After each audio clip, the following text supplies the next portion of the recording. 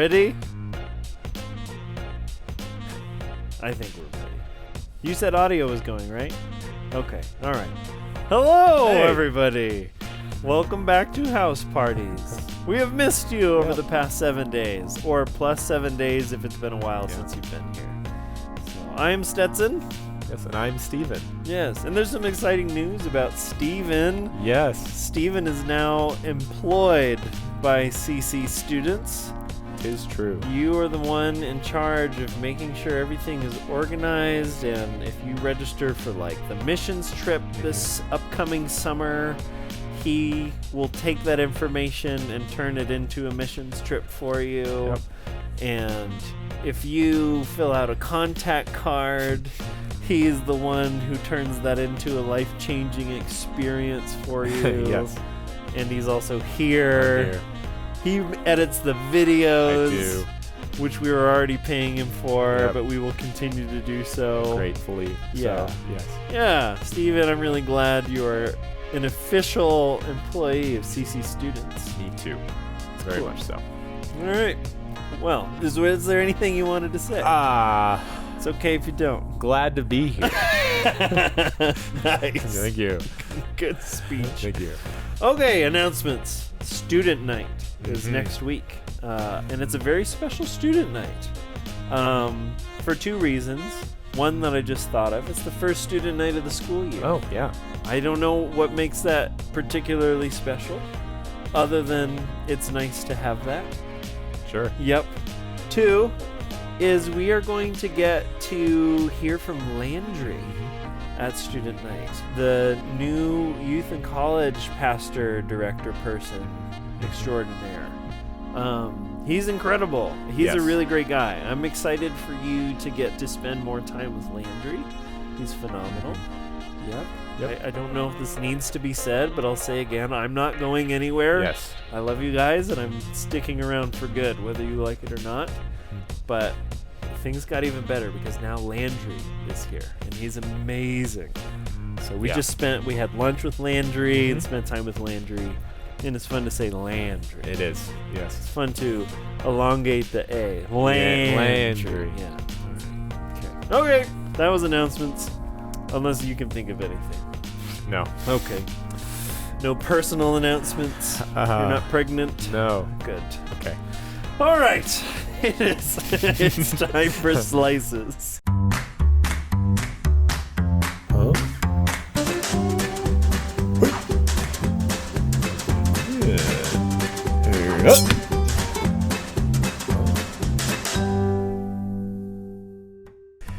Yeah, I'm going to go first, whether or not you want me to. Great. Where I grew up in a small town in Idaho. Not Ohio. Not Ohio, Idaho. And one of the big, exciting things of the year happened around this time of year. It was our county's fair and rodeo, where for the whole week they have rides and snow cones and food trucks and all of these things. It was so fun. But one of the things you would do, because there was a fair and rodeo, is they would auction off the different 4-H animals that people had raised. So like they would have pigs, they'd have sheep, they'd have cows.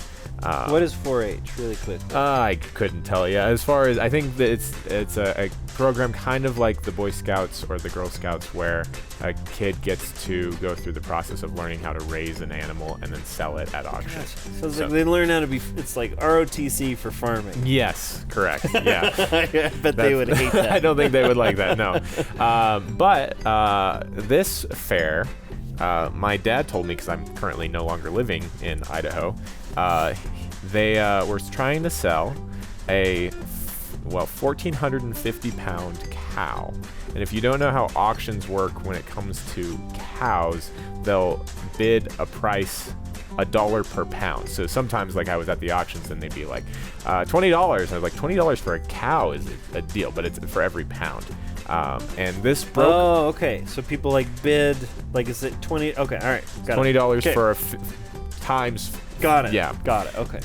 This cow broke a record as going for $85 a pound, which, when you multiply everything together, this 10-year-old girl got $125,000 and $980. $125,980 for this cow. That's crazy. Which, if you just think about, like, you get a quarter pounder for, like, that's a quarter pound of cow. Yeah. And how much are you paying for that? And then just multiply it by 4. Is it $85? No. I hope not. No. But, and also, what's a 10-year-old girl Seriously? gonna do with $1/10,000,000? Seriously. That's nuts. Props to her. Man. You know what drives me nuts, too? Is when these guys get a nicer car than I drive. That drives me crazy. That happened in my house party. Oh, yeah? Yeah. I'm really happy for him. Sure. He just got his driver's license. Oh. But now he's driving a nicer car than me. Which is fine. I'm happy to have my car, and I'm happy for you. You know who I'm talking about. I'm sitting in the same room with you right as you right now. So, all right. Wow. I just made it awkward for my house party. Yeah. Yeah. We could make it awkward for all of the house parties and just stare at the camera for a couple seconds. That was good. I think we accomplished our task. Cool. All right. Well, I think we should. Oh, I didn't share my slice. I was gonna say. Well, Steven's not pregnant. Nope. Yep. So that's good. There is a band called Weezer, which you may or may not be aware of, and they pre-released an album on a special app. And Weezer really likes like vinyl albums, like on record players. And so I don't know if they created this app or this app exists, but the only way you can listen to the album's pre-release, like before it gets officially released, is if you hold your phone out like this and you rotate around at the speed of a record. Oh my god. So you have to match the rate of the record and it will start playing out of your phone. But you have to be the record player in order to hear the album. That the dizziness that one achieves is like, that's going to put a bad taste in my mouth. Even if I listen to the album later, I'll think of the dizziness that I got when I first listened to it. Vomiting on the throat.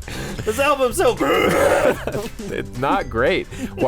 I don't know what the, like,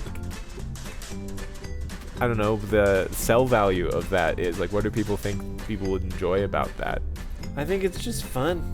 Just have some fun, Steven. Sure. I mean, you could really go, you could take it as, like, if you really needed to hear a song slow that day, you could just slowly That's go. True. Or you could get one of your friends to get on, like, one of those merry-go-rounds. Oh, and then yeah. And then they're the only ones who are dealing with it, but you're hearing the sound and everybody else is enjoying the party. Oh, here's a slice. I don't know if I've shared this before. I was watching kids on a merry-go-round, and a kid was holding onto the handlebar, and he started to lean forward, and he just leaned off of the merry-go-round, and he hurt his wrist, and I felt bad. Okay. I could have caught him. There was enough time to catch him, and I didn't intentionally not catch him, but I feel bad. Yeah. I thought he was okay, and then a week later, he was singing in like a kids program, and he had a brace on his wrist. He could have been a Major League Baseball pitcher or something. All right, well, that slices. I'm a terrible person, and records, and there's a rich girl who is minus one cow. All right, we are finishing up a series, and it is called God With Us. And last time you changed the speed of the graphic based on how I said, God with us? Yep. God with us. That's good. We'll see what you do with that. Okay, cool. And we're talking about the fact that God is with us. No brainer. First week, we talked about where God is, and as my kids would say when I ask them where is God every night, they say, everywhere. So God is everywhere. He is in everything and around everything and through everything, within everything. He's everywhere. In ways that I don't think we can fully understand. Last week, we talked about that God is not just around to watch, like, us go through life and not get involved. He's with us to help. Yeah. Like, he cares about our needs and what we're going through and what's wrong and what's right and about our heart and, like, all these things. And God is here to help. So something I really encouraged my group last week is, like, just ask God for help and see what happens, because he's everywhere all the time and he's here to help. Yeah. But today, we're going to talk about a way that God is with us on a degree that is closer than we could ever imagine, I think fully understand. Yes. And Jesus hinted that this was going to happen. Mm-hmm. Before Jesus died, he kind of gave a precursor to this thing that we're going to be talking about. And it's John chapter 14, verses 16 and 17. He said this, "And I will ask the Father, who's God, and he will give you another helper to be with you forever, even the Spirit of truth, whom the world cannot receive because it neither sees him nor knows him. You know him, for he dwells with you and will be in you." So in this story, so I'm just going to do a quick introduction, then we can talk about it. Is that cool? All right. So in the story, Jesus is saying God is going to give you his Spirit, and we'll talk about what that means. But he's going to dwell inside of you, which is weird. Like that sounds weird. And in the Bible is the story of the moment that this happened for the very first time. It's Acts chapter 2, verse 1 through 12. Do you want to read, or should I read? Go ahead. I'll do the whole thing. I got Great. it. When the day of Pentecost came, they were all together in one place.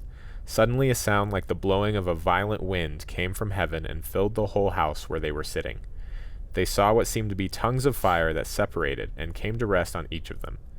All of them were filled with the Holy Spirit and began to speak in other tongues as the Spirit enabled them. Now there were staying in Jerusalem God-fearing Jews from every nation under heaven. When they heard this sound, a crowd came together in bewilderment, because each one heard their own language being spoken. Utterly amazed, they asked, "Aren't all these who are speaking Galileans? Then how is it each of us hears them in our native language?"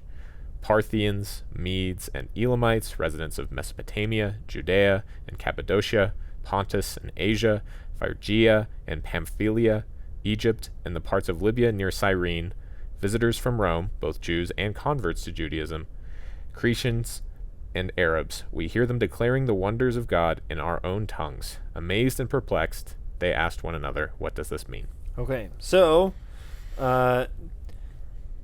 Jesus, he said, "Hey, someday I'm going to give you a helper. It's the Spirit of God." And then Jesus dies. And then 3 days later, he comes back from death. He is resurrected from the dead, or resurrects himself. That's kind of a mystery there. And then he gets his group of disciples together on this mountaintop, and he goes into heaven. And a few days pass by, and then this happens. Yeah. And out of nowhere, these weird things start happening. People start understanding these foreign languages that people are speaking in, because it's like this melting pot of different cultures and nationalities and all this stuff. And so all of a sudden, like, these crazy things are happening right from the very beginning.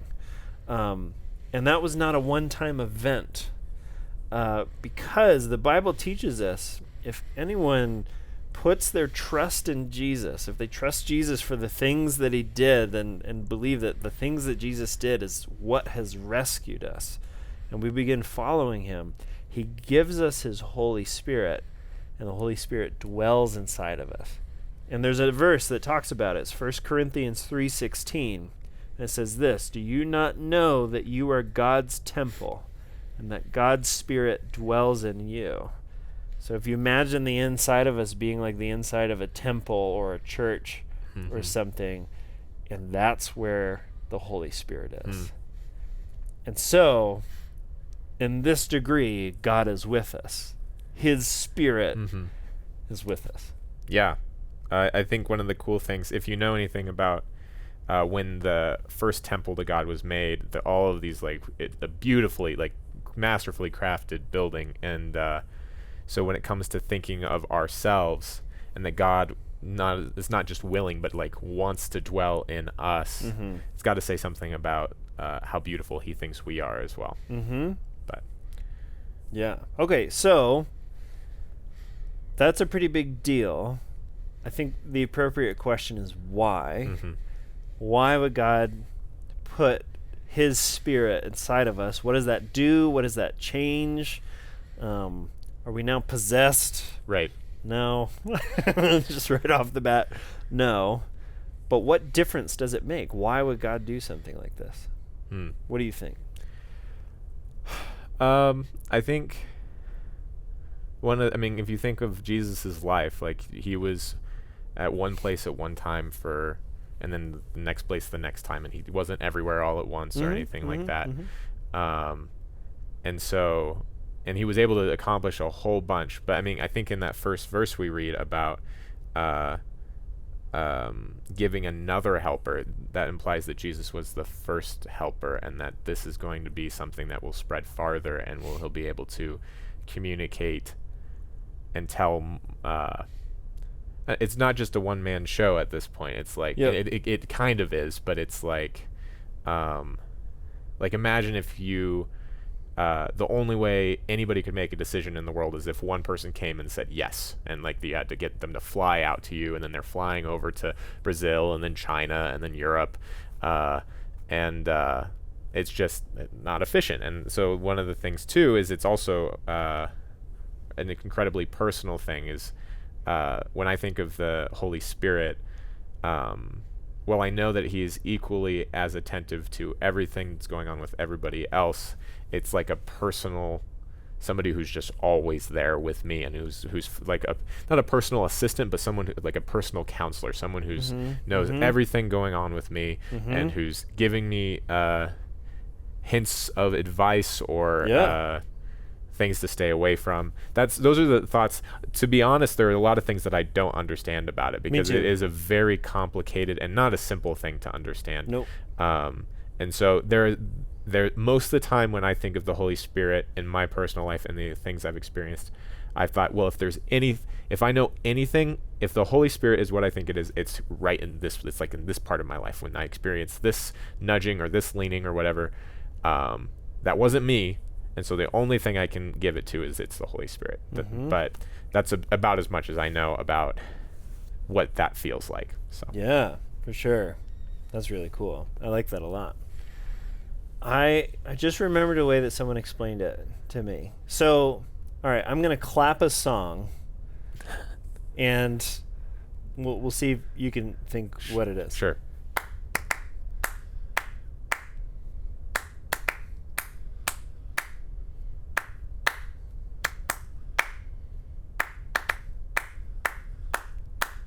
Oh, gosh. I thought it was the Happy Birthday song. Okay, it wasn't. I'm going to tell you what it is, and hopefully this will work. It's the national anthem. Okay. Like, oh, say, can you see? Yeah. Da, da, da, da, da, da, da, da. Okay, so I'm going to clap it again. I want to see if you can hear the song and the clapping this time. Sure. Okay, ready?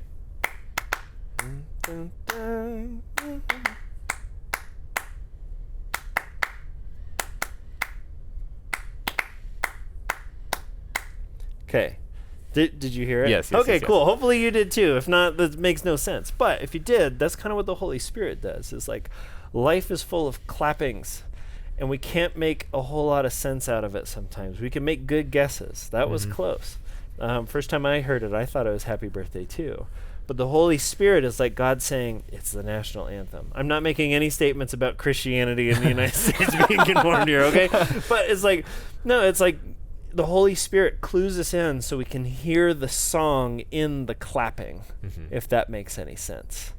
Like, have you ever seen someone listening to music and they're dancing, but you can't hear the song that they're dancing to? But when you hear the song, their dancing makes so much more sense. Right. It's like the rhythms match up with the movements and stuff. The Holy Spirit is like we hear the music that other people are dancing to. That's cool. Christians, for people who have never followed Jesus before, don't have the Holy Spirit, a lot of times it looks like we're just dancing to no music. But when we receive the Holy Spirit, it's like, oh, I hear the song now, and we start dancing together. That will be great for poetic-minded people. Yes. For some of you, you're like, that's so dumb. It's so corny. So let's get really practical. I think one of the best verses that speaks really practically about some of the things the Holy Spirit does is Galatians chapter 5, verse 22 and 23. So this verse is describing the things that the Holy Spirit produces inside of us. Okay? The fruit of the Spirit is love, joy, peace, patience, kindness, goodness, faithfulness, gentleness, self-control. Against such things there is no law. So, like, there's kind of like this, I don't know, we read the Bible and we kind of get the message is like, okay, Jesus wants us to be more like him. Not because he's a narcissist. Right. But because there is so much life in life if we live like he does. But we're not Jesus. Like, we're not perfect. And so we need a helper. Like Jesus says, like, I'm going to give you a helper because you can't do this on your own. And this helper helps us to have more love and joy and peace and patience so that we can experience life the way that he intended it to. Have you ever experienced that? Like, you felt like... Yeah, I mean, I think there were... One of the interesting things about my life that some of you might be able to relate to is I was, like, born in the church and was raised as a pastor's kid for a really long time. So it's for me, this is stuff that I've known my whole life. And it's hard for me to know, in your clapping example, it's hard for me to imagine a time where I didn't know the song was the national anthem. And so it's just real upfront. Again, no statements about Correct. The United States and Christianity. Yeah. Okay, all right. The thing I think of is there are times where I think, I don't know why I didn't act more selfishly in that. Not because I wanted to, but I was like, that was a perfect opportunity for me. I remember my mom was going to make a really long drive one time when I was a kid, and she wanted some company, but it was the day that I could play video games. It was a Saturday, and for some reason I chose to go and ride with my mom. And then riding, I was happy with what I did, but I was like, I don't know why I did that. So that's an example I can point to. There are many. It's not something that happens like once every 10 years. But that's one example I think of. That's really cool. That's awesome. Yeah, I think I've said it here times before. Like, there are times where, like, someone is asking me for advice, and I have no idea what to say, but the words just come falling out of my mouth, and it's brilliant, but I didn't come up with it. And it's, like, not spooky, but just, like, kind of, like, I don't know. It's just odd. It's like, it's awesome in the sense that, like, it puts me in a state of awe. Like, what just happened? There is no way I would have come up with that on my own. Where did that come from? Oh, right. The helper is living inside of me, and he just helped me speak to this person going through a hard time. Yeah. Pretty wild. Really cool. Yeah. Also mysterious, which is kind of fun. Yeah. All right. We could leave it there unless there's anything else you can think of. All right. So, there's a lot here to talk about. Talk about your experiences. Ask questions. If you've never heard of this before and you're like, what the heck? Like, say that. What the heck? Like, your leaders are so excited to talk about what you want to talk about compared to a list of questions that they have in case you're being really quiet tonight. So, have a great time in house parties. Spend time with each other, laugh together, pray with each other, love each other. It's going to be a really good night. All right. Good to see you. See you at student night. Bye.